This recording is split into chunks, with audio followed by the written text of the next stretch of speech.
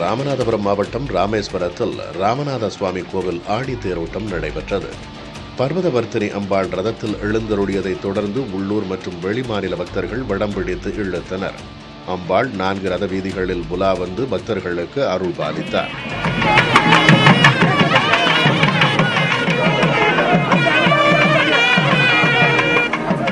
மயிலாடுதுறை மாவட்டம் திருக்கடையூரில் அமிர்த கடேஸ்வரர் கோயில் ஆடிப்பூர திருவிழாவை முன்னிட்டு தேரோட்டம் நடைபெற்றது.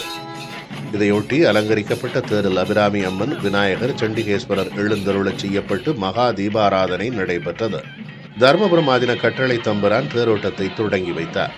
பக்தர்கள் வடம் பிடித்து இழுக்க தேர் 4 ரத வீதிகள் வழியாக பலம் வந்து நிலையை அடைந்தது.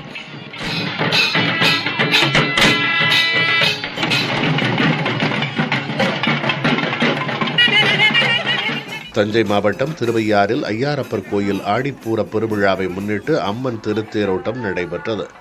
இதையொட்டி அறம் வளர்த்த நாயகி அம்பாள் சிறப்பு அலங்காரத்தில் தேரில் எழுந்தருளினார். திரளான பெண் பக்தர்கள் வடம் பிடித்து இழுக்க முக்கிய வீதிகள் வழியாக தேரோட்டம் நடைபெற்றது.